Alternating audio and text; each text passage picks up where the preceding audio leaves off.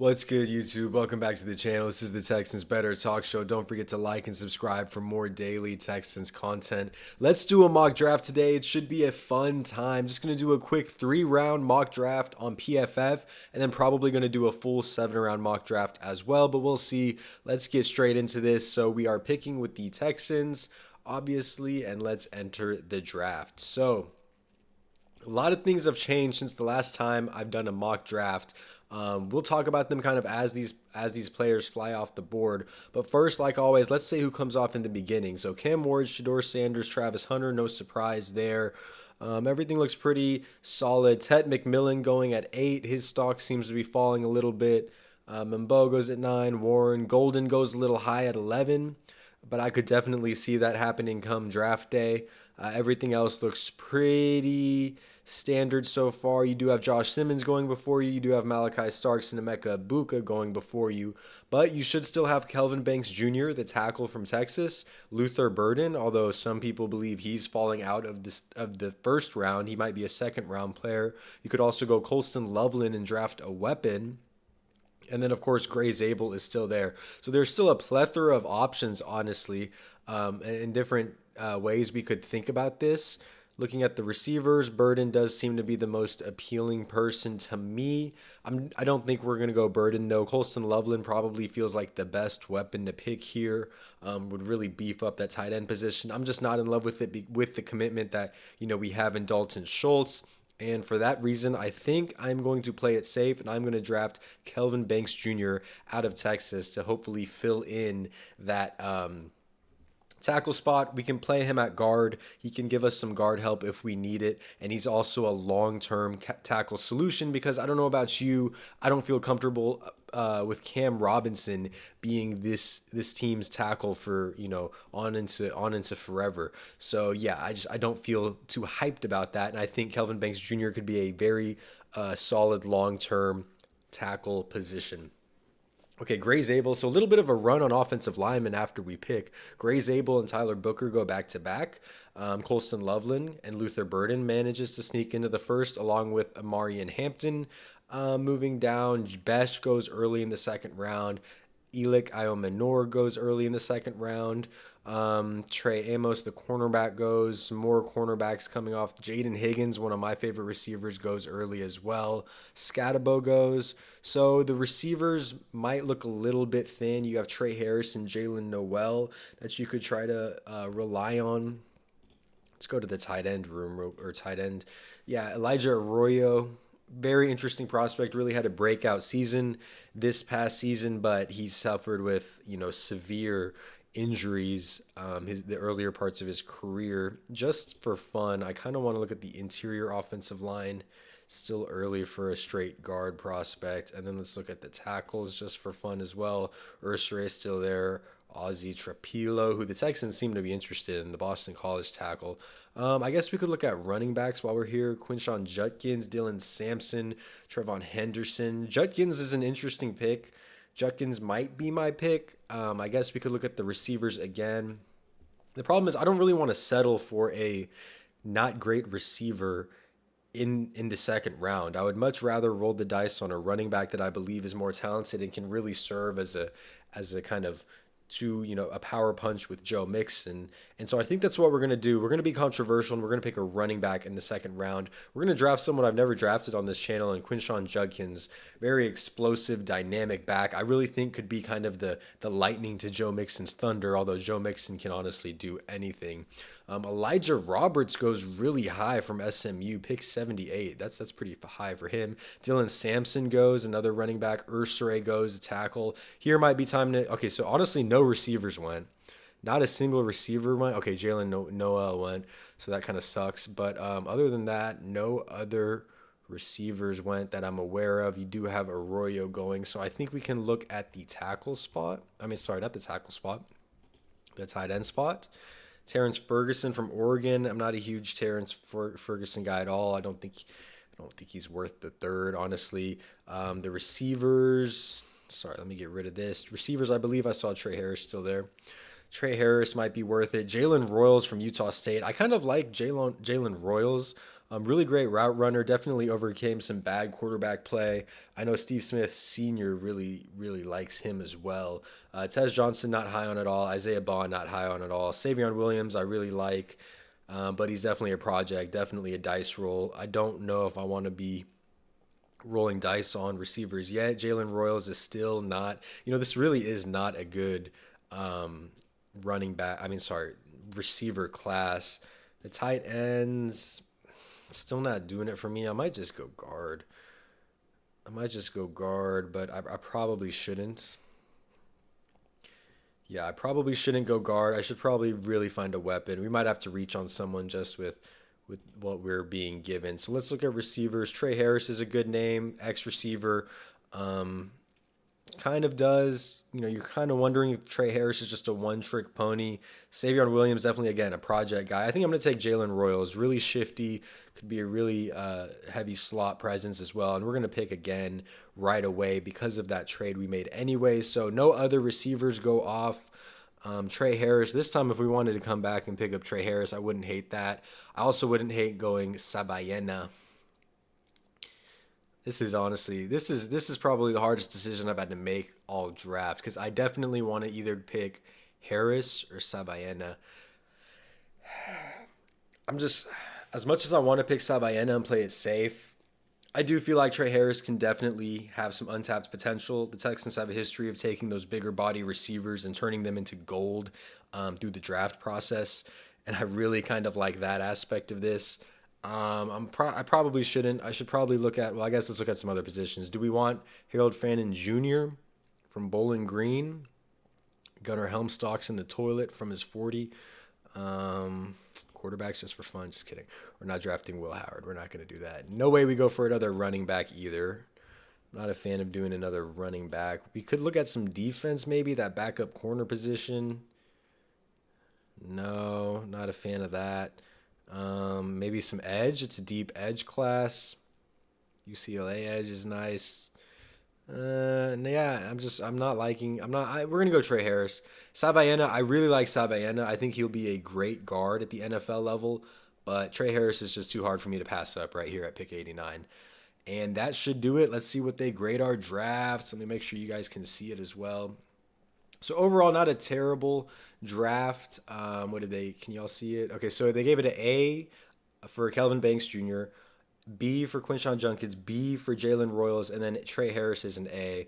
So the overall draft grade was an A minus, top 26% of drafts by people who made Texan drafts. So that was kind of a little fun intro, kind of 3-round mock draft.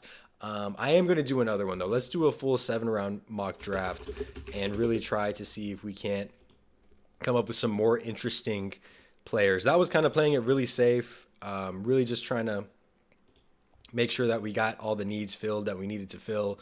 But I am not opposed to being more aggressive at all. Hopefully you guys can see this. This draft site has a lot of ads on it, so I apologize in advance.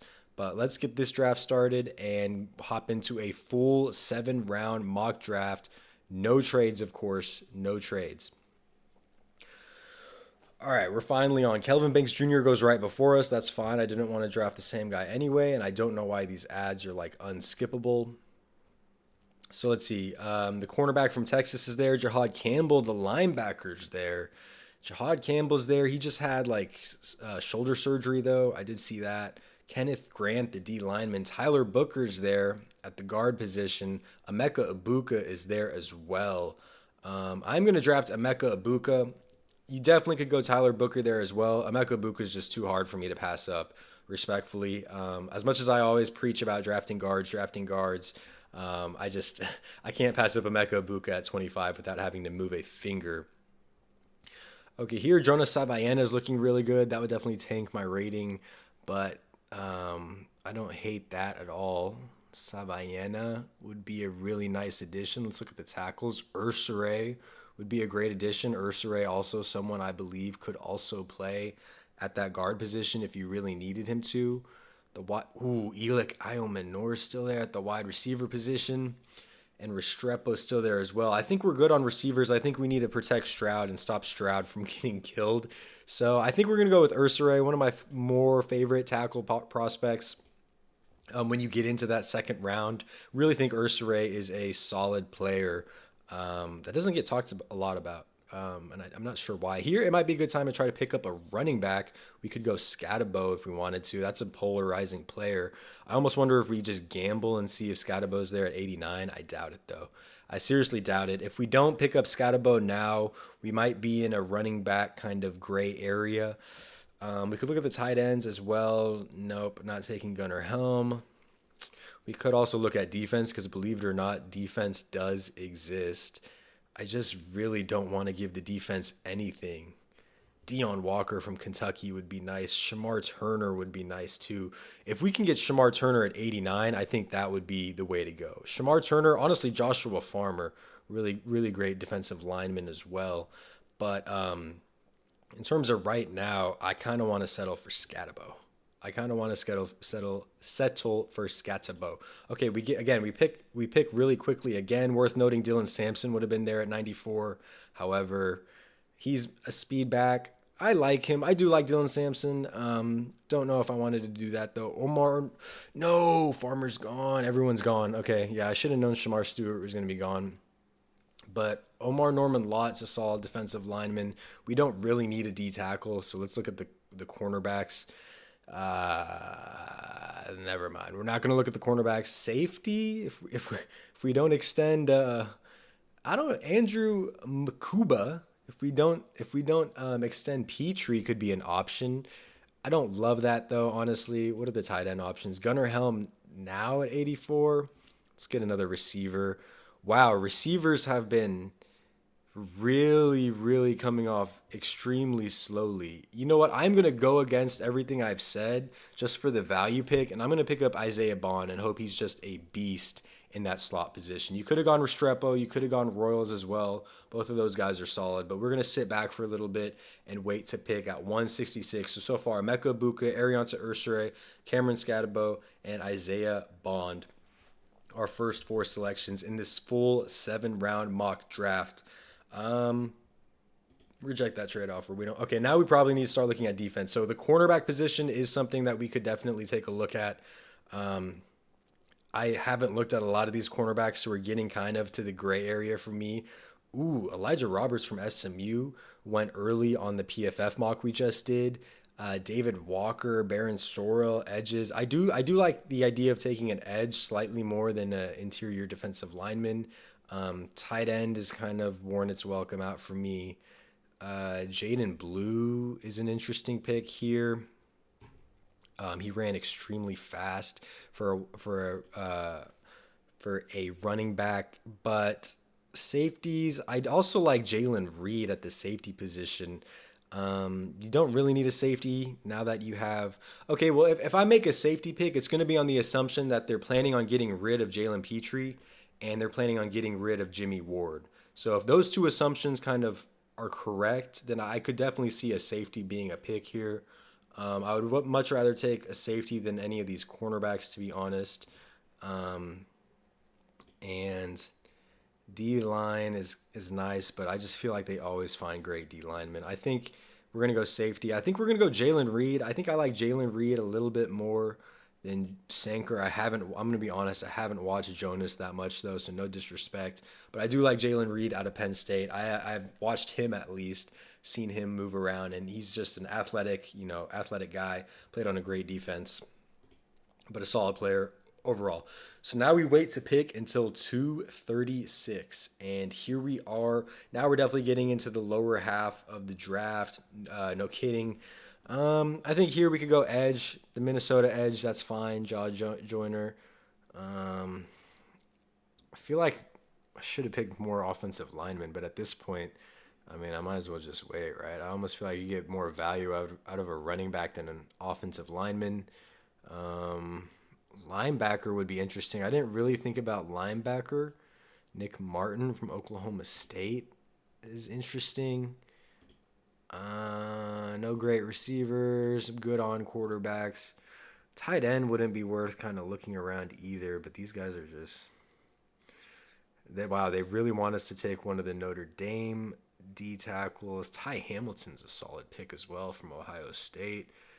Let me just see if there's. What was I looking at? I was looking at edge. I do think the edge is a better pick for the Texans. I feel like they're always able to find value. Excuse me, to find value. D lineman, and then now I guess we'll go to cornerback. Actually, we're not going to go to cornerback. We're just going to end on a tackle. There we go. Jack Nelson from Wisconsin is suggested. I'll check interior offensive line. Yeah, we'll go Jack Nelson and finish it out. The tackle from Wisconsin. So that is the 7-round draft. Kind of spurred of the moment. A on Abuka, A plus on Ursure, A on Scatabo, B plus Bond, B plus Reed, A plus on Joyner, and B plus on Nelson. So kind of went a little crazy with the mock drafts today. I appreciate you guys if you're still watching and you stuck around for all that. What do you guys think about my mock drafts? Draft season is coming. I'm getting extremely excited for it. Don't forget to like and subscribe for more daily Texans content. Appreciate you guys for sticking around, and I will see y'all in the next one, man. Peace out.